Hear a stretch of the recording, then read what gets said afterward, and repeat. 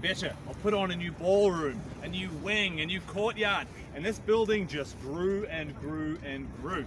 Today it is over 130 rooms large, and it has over 10 courtyards inside. Now today it's a museum, it's a residence museum, and it's a great thing to check out if you're interested in museums here in Munich. Now this beautiful man, Max I, he was born in Bavaria, but at a young age he was shipped to France to live with his uncle. Now in France he got a French education, spoke French fluently, and he joined the French military. In his middle ages he decided to come back to Bavaria. He was Major General of the French army, but he came back here and joined the Austrian army.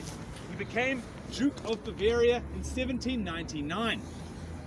Now in 1803, a very short but strong Frenchman came to Munich by the name of Napoleon Bonaparte. He said, "Max, my friend, long time no see. I got a plan. We're going to destroy Austria. Would you like to help?" Max said, "Oh gosh, I kind of was controlling their armies not that long ago, but you know what? Let's do it." So the two of them attacked Austria, Bavaria, and France. They conquered it, and Napoleon went on his way throughout Europe. Max returned to Bavaria, but in 1806, Napoleon came back and said, "Hey, I want to thank you so much for what you did. I want to make you the first king of Bavaria. I'm going to raise Bavaria into a kingdom." So that's how we got the first king of Bavaria. Now Max's son was Ludwig, and you know about him. He started Oktoberfest. He was a pretty cool dude. But in his later stages of life, he started to enjoy the more beautiful things. He liked beautiful clothing. He was very well dressed. He loved beautiful buildings. He used to travel around Europe and just steal ideas, rebuild them here in Munich for himself. But above all, Ludwig I loved beautiful women. And he was known to dip his royal quill into quite a few ink pots. 35 ink pots to be precise. And instead of keeping this affair behind closed doors, he had a gallery painted in his royal palace, which was called the Nymphenburg Palace, funnily enough. And he had 35 women painted and hung up on display. It was called the Gallery of Beauties.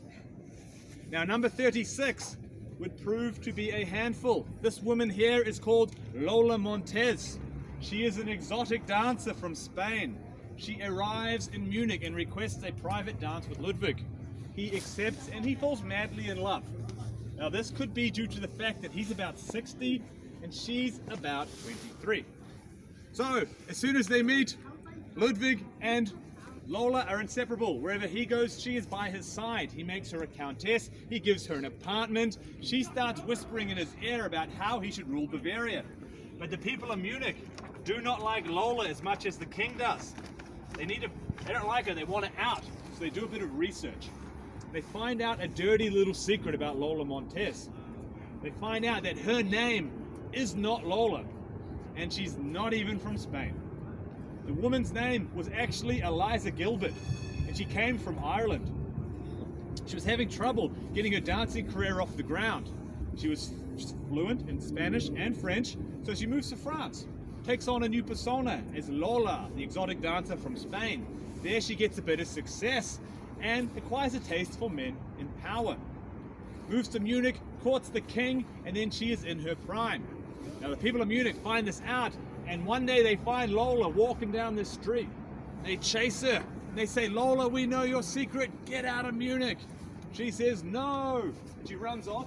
She hides in a church called the Theatine Kirche. She slams the door and the people start banging on it trying to get inside. Ludwig finds out what has happened and he sends a royal escort from the residence to the church to bring her back safely.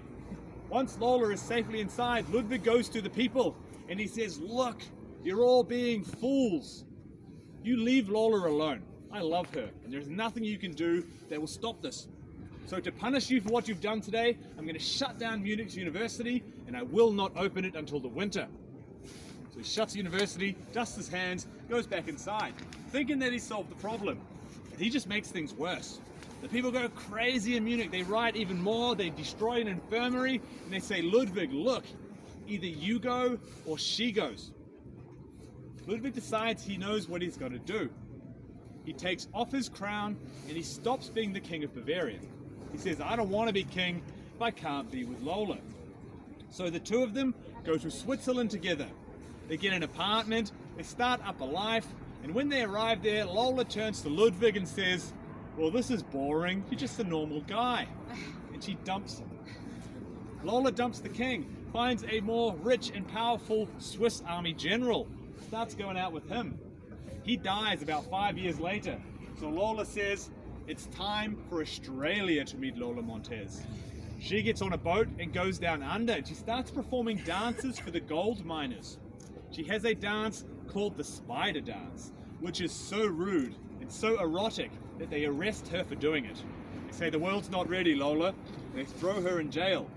But she's got a lover, and her lover breaks her free, and together the pair travel to America. Once in America, she has a very successful career in Broadway before dying at age 40 due to syphilis.